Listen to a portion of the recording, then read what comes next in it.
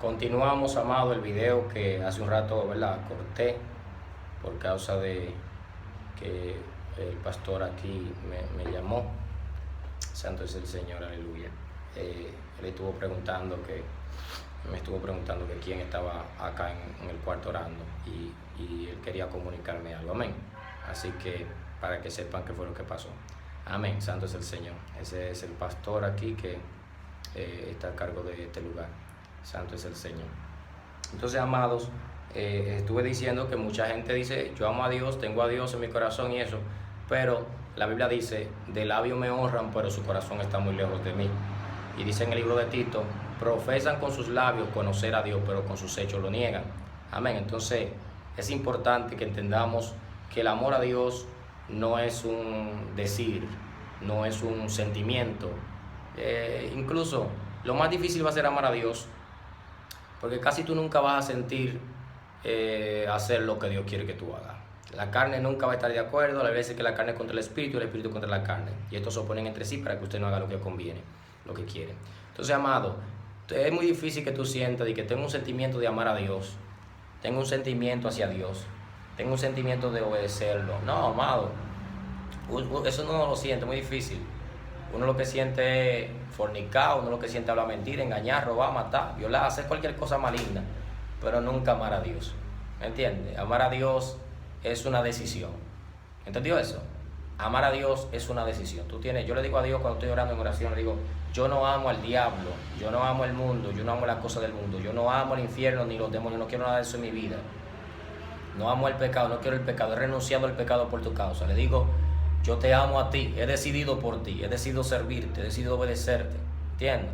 Entonces, amar a Dios es una decisión, porque Él dice en Juan 14:15, si me aman, guarden mis mandamientos, obedezcan mis mandamientos. ¿Entiendes? El que dice que me ama y que me conoce, pero no me obedece, no me ama. Entonces, Dios hace claro de que la obediencia, el amor a Dios es una decisión de obediencia a su palabra, por encima de cómo me siento, por encima de si quiere mi cuerpo, mi humanidad, ¿verdad?, mi carne, si quiere o no, por encima de si ¿verdad?, si estoy atacado o no, tengo que obedecer al Señor. Entonces, amado, 1 Corintios 1-13, verso número 1, habla de que hablar en lenguas, sea humanas o angélicas, ¿verdad? Humanas es español, francés, castellano, inglés, africano, el idioma que sea que hablen en África, no sé, así, chino o mandarín, como dicen, ¿verdad? Coreano, todas esas cosas, esos son idiomas humanos. Pero ahora, lenguas angélicas son lenguas que no son lenguas de hombres, son lenguas celestiales, son lenguas del mismo Dios, son lenguas que usted puede estar hablando lenguas y es posible que esté hablando con un ángel que le está trayendo algún mensaje de Dios, cosas así. Amén. Entonces, amados, hablar lenguas, sea humanas o sea angélicas, es bueno, pero lo que debemos trabajar cada día es en desarrollar el amor a Dios y hacia el prójimo, el servicio, disposición y atención hacia otros y ser paciente con ellos. Recuerde que la Biblia dice que el segundo mandamiento por excelencia es el amor hacia el prójimo como a nosotros mismos. Amén. Entonces usted no va a coger un martillo y se va a machacar un dedo. Amén. Si usted se ama a usted mismo, usted por tal razón no va a hacer ningún mal hacia su prójimo si usted ama a su prójimo como se ama a usted mismo. Si usted un prójimo padecer hambre, necesidad, usted va a sentir por él. Si tiene amor hacia el prójimo, va a sentir por él como si fuese usted mismo, de que usted no quiere pasar hambre ni tener necesidad. Amén. Por tal razón, cuando comenzamos a amar al prójimo como a nosotros mismos y como Dios manda, con el amor que es más que un sentimiento, sino una decisión de servicio hacia los demás, entonces cuando hacemos esto, nunca vamos a menospreciar a nadie, nunca vamos a subestimar a nadie, nunca vamos a tener a nadie por menos, sino que vamos a entender que Él es una persona igual que yo, que tanto como yo necesito, Él necesita. Aleluya. Y tanto como yo haya podido alcanzar alguna grandeza en la tierra o que Dios me haya exaltado para con alguien, o que Dios me haya conseguido alguna posición de empleo, lo que sea, también esa persona puede lograrlo si Dios le place levantarlo y restaurarlo en la condición que se encuentre. Amén. Por esta razón, la Biblia dice que aún a la hora de corregir a un hermano, sea con espíritu de mansedumbre, considerándote a ti mismo, no sea que tú también seas tentado en lo mismo. Alabado sea el nombre del Señor. Gloria a Jesús. Bien, ese es el punto número 1. El punto número 2 es Gálatas 5, 19 al 2. Perdón, 19 al... Pues ahí me faltó un número, creo que 19 al 20. Sí, creo que el 19 al 20. Dice, nos habla de las obras de la carne. Bien, cuando habla de las obras de la carne, está hablando de trabajos, de trabajos carnales. Está hablando de prácticas carnales. Está hablando de costumbres paganas, costumbres en contra de la palabra de Dios, prácticas en contra de la palabra de Dios, trabajos en contra de la palabra de Dios. Está hablando de hábitos malignos que tenemos en nuestra vida, vicios. ¿Entiende? Como dice Pablo, vuestra mente estaba viciada según los deseos carnales. Estamos hablando de acciones, movimientos, un día a día de estas cosas, ¿verdad? De estas prácticas en nuestra vida, con la cual al venir a Cristo nosotros decidimos voluntariamente romper con esas cosas, con esas obras de maldición, prácticas inmundas y prácticas paganas que estaban en nuestra vida. Amén. Santo es el nombre del Señor. Ahora, cuando vemos el libro de Gálatas, capítulo 5, luego los versos más abajo, del 19, después de las obras de la carne, vemos el fruto del Espíritu, que es lo que garantiza la salvación de un hombre, que es lo que garantiza que yo estoy viendo el Evangelio. No son los dones del Espíritu, no es que yo haya sido usado por Dios para bendición de alguien, no. Es el fruto del Espíritu, lo cual es una vivencia, una práctica diaria de lo que es la obediencia al Señor. Aleluya. Entonces el fruto del Espíritu comienza con el punto número 1, es el amor. Es el amor, ese es el fruto del Espíritu. Ese fruto del Espíritu es como por eso no dice los frutos, sino el fruto, porque es como un paquete donde esa mata, el fruto que da es un solo, porque es el fruto del Espíritu, es un solo fruto que da. Pero en ese fruto hay un paquete, y en ese paquete incluye que ese árbol da el amor, el gozo, la paz, la paciencia, la benignidad, la templanza, la fe, la mansedumbre, la bondad. Entonces, cuando hablamos de esta cosa, amado, hay mucho de qué hablar, porque el amor ya lo hablamos de qué es, pero el gozo, la gente entiende que el gozo es tener una sonrisa en los labios. Pero ¿cuánta gente no tiene una sonrisa en los labios? ¿Cuánta gente no muestra una apariencia de alegría y de gozo, según lo que el hombre tiene como concepto de lo que es gozo, entiende que es eso? Y entonces, ¿cuánta gente no muestran un supuesto gozo con una sonrisa, con una vida de alegría ante los hombres, pero su corazón está lleno de depresión, su corazón está lleno de tristeza, su corazón está lleno de amargura, su corazón está lleno de odio, de resentimiento? Incluso el otro día estuve investigando acerca de los payasos, porque una joven puso una foto, y yo le recomiendo, amén, con todo el respeto que merece toda persona que haga ciertas prácticas o algo, porque los homosexuales merecen respeto, las lesbianas merecen respeto, los ladrones merecen respeto, los fornicarios, toda persona que practica el pecado merece respeto y merece ser tratado como a nosotros nos gustaría que nos traten. Ahora bien, lo que no estamos de acuerdo es con la práctica de mal que ellos ejecuten, porque es en contra de la palabra de Dios. ¿Por qué digo que merecen respeto? Porque el mismo Dios, o merecen amor, que es lo que es la palabra correcta que debería decir. El mismo Dios los ama, el mismo Dios está dispuesto a salvarlo. Y Dios, todo el que tiene el amor de Dios en Cristo, está dispuesto a ayudar a ese tipo de personas. Lo que sucede, porque de ahí venimos todos de alguna otra práctica maligna. Lo que sucede es que no estamos de acuerdo con la práctica maligna que ellos practiquen, como Dios tampoco lo está de acuerdo. Si no estamos de acuerdo con eso es porque Dios no está de acuerdo. Amén. Entonces, amado, el gozo, hay personas que a veces no son gente de mucha sonrisa, no son gente de mucho algarabía, de mucho movimiento, como es mi caso. Yo soy una persona bien quieto, bien tranquilo, me gusta reír a veces, pero en el Evangelio hay una vida mucha rectitud y cosas, por eso soy yo. ¿verdad? Una vida de mucho carácter en el Señor, porque el Señor me ha formado, no es que yo he querido, no es que yo diga que tengo una cara de ogro para la gente, no. Es que Dios me ha formado así, me río cuando tengo que reírme. Pero mucha gente me ven como, ¿verdad?, raro. El asunto es, amado, que yo, la gloria de Dios, por su misericordia y su gracia, Dios me ha llenado de su gozo en mi corazón, porque el gozo es el gozo de la salvación, es tu saber, es la esperanza viva de que Cristo debe venir a levantar su iglesia, es la esperanza viva de la confianza en la promesa de Dios. La Biblia dice que la esperanza no avergüenza. El gozo proviene de la esperanza en Dios, el gozo proviene de la esperanza en la promesa del Señor. Aleluya. ¿Entiendes? Entonces, yo no soy de la persona que, por más gozo que tenga muchas veces, no lo muestro así como a la expectativa de los hombres, porque ese es el problema, que el hombre tiene una expectativa de las cosas que son a veces muy diferentes a lo que Dios tiene. ¿Entiendes? Ahora, no quita de que si tú estás lleno de gozo y te sonríes y quieres brincar o gozarte con algún hermano o algo, no está mal tampoco. Pero lo que quiero es traer una reforma a la mentalidad de aquellas personas que tienen una mentalidad de que el gozo es una sonrisa en los labios. No, amado, no es así. El gozo, la Biblia dice que fue puesto delante de Jesús para que Cristo pudiera sufrir la cruz. Lo que está hablando de una esperanza viva, en una confianza de que Dios le dio a Cristo, de por qué motivo Cristo tenía que padecer en la cruz, y era de la salvación de la humanidad, y que Él mismo fuera puesto a la diestra del Padre y en el cielo por su humillación. El gozo significa eso, tú gozarte en la esperanza de la promesa de Dios, a pesar de tu sufrimiento actual que tú puedas tener. A eso se refiere el gozo, amado. El gozo no es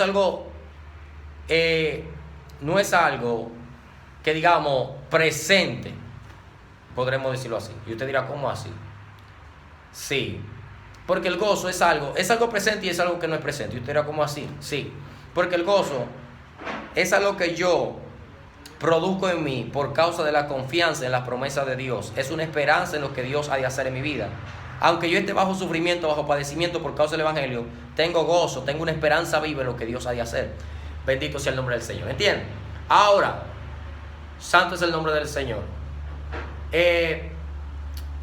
Tener gozo no significa que tú siempre estés lleno de alegría o con una sonrisa en los labios. ¿Por qué? Porque, como le expliqué, es una esperanza, una confianza ahora de lo que Dios me ha prometido. Y es posible que esa promesa que Dios me ha hecho, en la cual estoy esperando, me produzca sufrimiento en el tiempo actual. No sé si me entienden. Entonces es importante que entendamos eso. La benignidad es un asunto de hacer el bien al que me hace mal. Es un asunto de, Jesús dijo, si es que a ustedes les han gustado la benignidad del Señor. La benignidad tiene que ver con el sacrificio de Jesús en la cruz por nosotros, a pesar de nuestros pecados y maldades, para perdonarnos. La benignidad tiene que ver con que un esposo le haya sido infiel a su esposa y ella permanece esperando en él y orando por él y humillada ante Dios por él. Esa es la benignidad.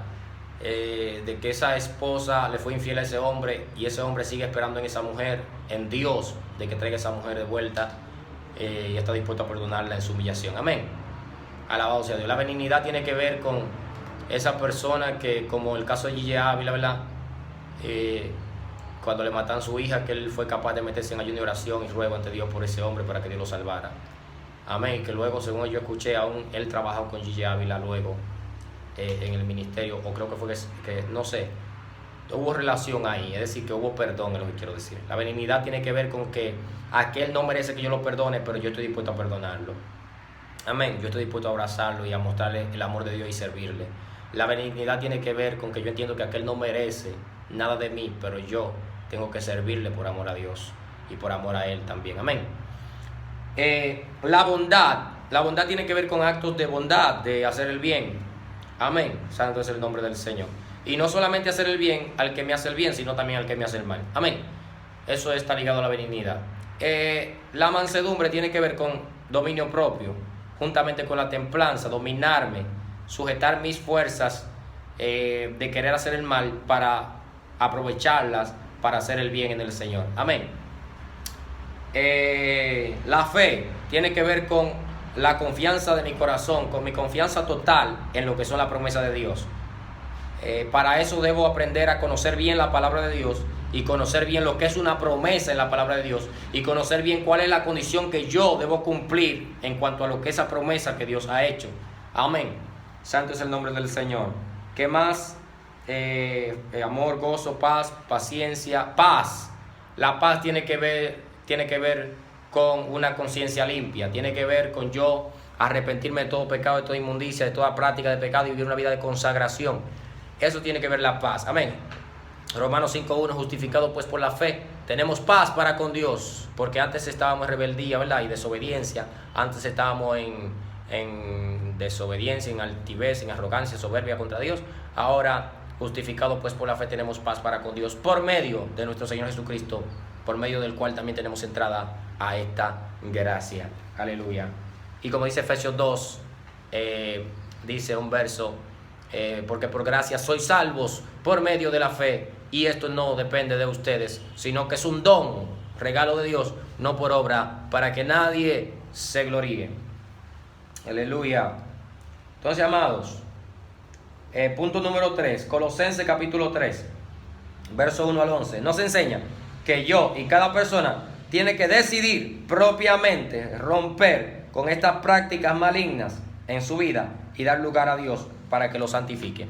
La Biblia nos enseña a nosotros que no es Dios el que va a quitar las cosas de ti y de mí, que son malas en sí mismo, sino que soy yo que tengo que tomar la decisión primero, antes que Dios trabaje para quitármela. Tengo que tomar la decisión de renunciar a esas cosas y Dios me ayuda y quita esas cosas de mí.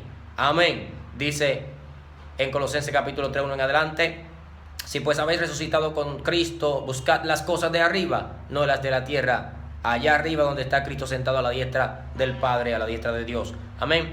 Hagan pues morir lo terrenal en ustedes: fornicación, pasiones desordenadas, la avaricia, idolatría, hechicerías y cuantas cosas que son pecados, borracheras. Pero también hagan morir de ustedes la ira, el enojo, la maledicencia, gritería, pleito, celo, todas esas cosas malas. Amén. Entonces yo lo hago morir, yo tomo la decisión, ¿qué es lo que significa? Por renunciar a esas cosas, y Dios me da la fuerza para poder vencer contra ellas. Aleluya. Punto número 4, el amor tiene mucho que ver con lo mencionado arriba. Hacer morir aquello hace crecer el amor de Dios en nosotros, ¿verdad? Hacer morir las obras de la carne hace crecer el amor de Dios en nosotros. Dar lugar al pecado en nuestras vidas apaga el amor de Dios en nosotros. Dar lugar al pecado en nuestras vidas apaga el amor de Dios en nosotros. El amor tiene mucho que ver con lo mencionado arriba, ¿verdad? Con hacer morir las obras de la carne, hace crecer el amor de Dios en nosotros. Dar lugar al pecado en nosotros, nuestras vidas, apaga el amor de Dios en nosotros. Todas las prácticas anteriores de pecado, ¿verdad?, tienen que ver con alimentar el ego, buscar placer propio, hacer cosas indebidas, vivir en contra de la palabra de Dios, una vida de libertinaje, según nosotros, sin que nadie nos gobierne. Eso es lo que nosotros pensamos, pero en sí, cuando practicamos el pecado, toda obra de pecado que practiquemos, que es en contra y desobediencia a la palabra de Dios, en contra de Dios y su palabra, es una decisión que tomamos de esclavizarnos a Satanás.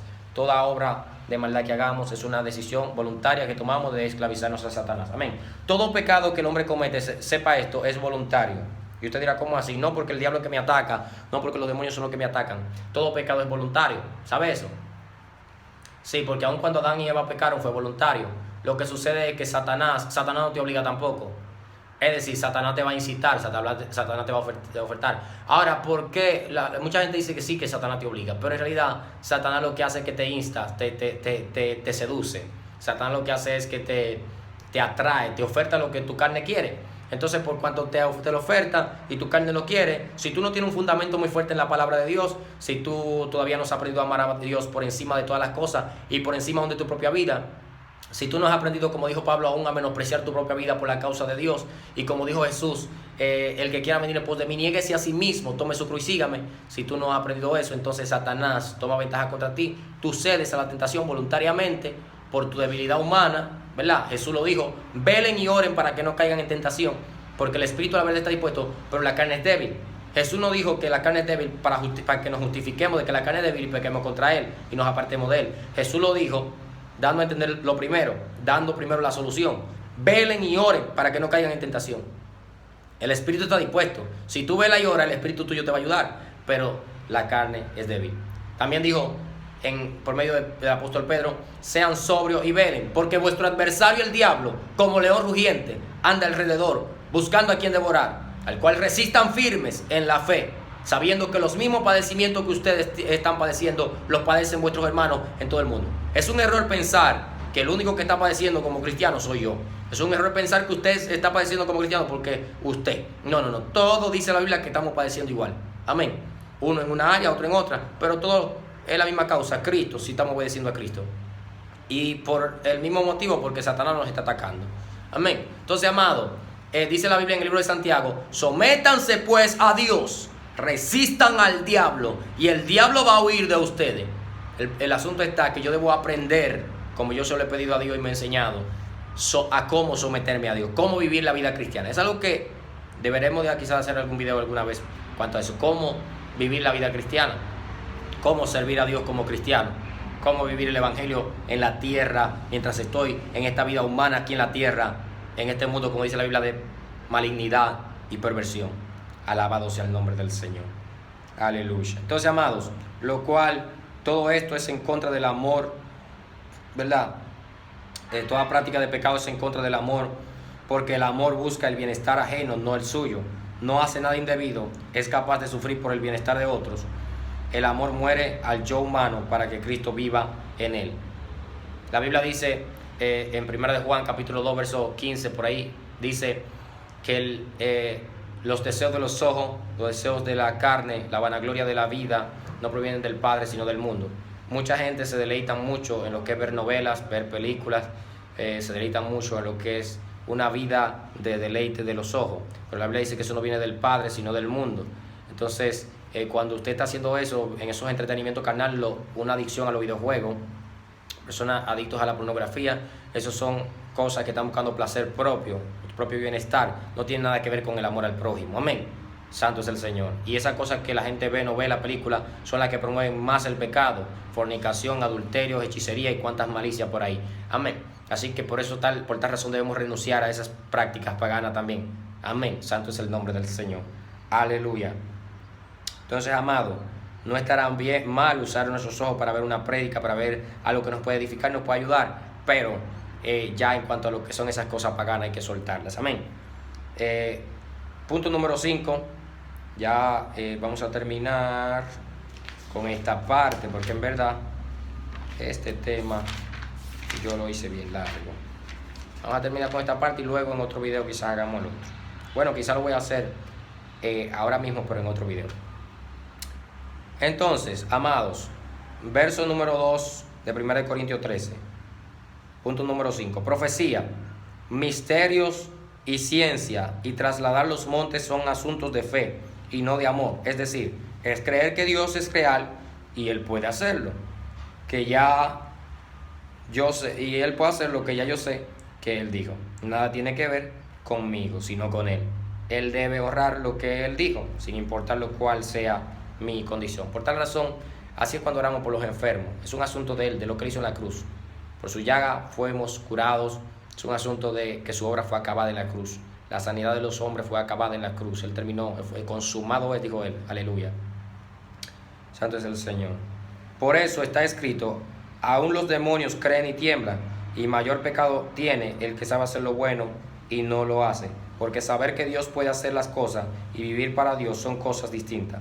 Saber que Dios puede hacer las cosas y vivir una vida para Dios son cosas distintas. Saber que Dios puede hacer las cosas es creer. Creer, aún los demonios creen y tiemblan. Ahora, vivir una vida para Dios es otra cosa, porque es no solamente creer, sino obedecer lo que he creído. Y vivir para Dios, ¿verdad?, son cosas distintas. Por eso está escrito Mateo 7:21, lo que mencioné en la enseñanza pasada. No todo el que me diga Señor, Señor entra al reino de los cielos, sino el que haga la voluntad de mi Padre que está en el reino de los cielos. No todo el que me dice Señor, ¿verdad?, sino el que haga la voluntad. Y en Lucas, en unos capítulos de Lucas, creo que el capítulo 10 dice: ¿por qué me llaman Señor, Señor, pero no hacen lo que yo les digo? ¿Por qué? Porque me llaman Señor, Señor, pero no hacen lo que yo les digo. Amados, así que Dios nos bendiga. Luego haré otro video en continuación a esta enseñanza. Amén. Que Dios nos bendiga a todos.